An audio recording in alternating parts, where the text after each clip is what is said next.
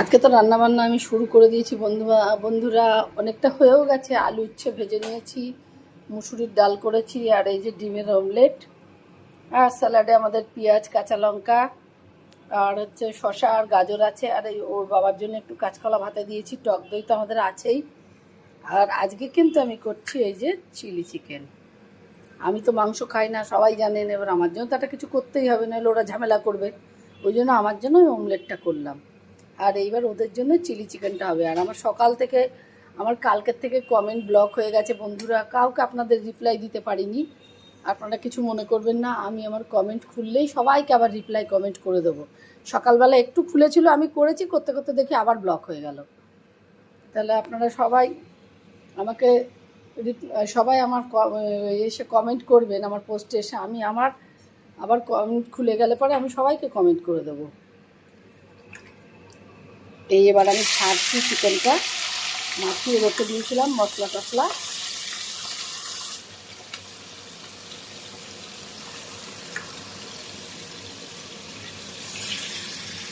ভেজে নেব ভালো করে, নিয়ে তারপরে করব।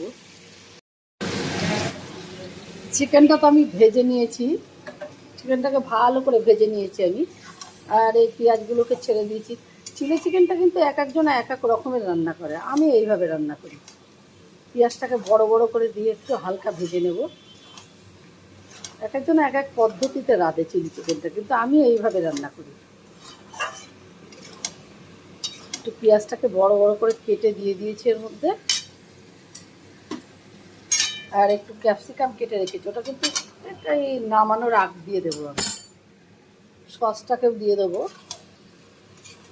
এই পেঁয়াজটা আগে একটু ভালো করে নাড়াচাড়া করে নেব। রসুনটা আগে দিয়ে দিয়েছি, টমেটো দিয়েছি একটা। রসুনটা দিয়ে একটু ভালো করে ভেজে নিয়ে তারপর আমি পেঁয়াজটা দিয়েছি। আমি এবার সসগুলোকে এর মধ্যে দিয়ে দিয়েছি। Soya sauce, chilli sauce, tomato sauce সব দিয়ে দিয়েছি, ক্যাপসিকামটাও দিয়ে দিয়েছি। এবার যতক্ষণ এটা তেল না ছাড়বে ততক্ষণ আমি এটাকে রান্না করেই যাব। এটা তেল ছাড়বে, তারপরে চিকেনটা কমপ্লিট হবে। এখনো অনেকটাই দেরি আছে।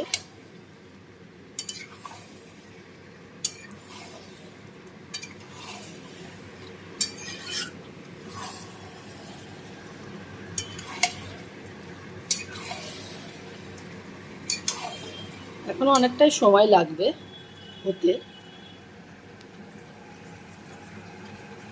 আমি আবার দেখাবো আপনাদেরকে।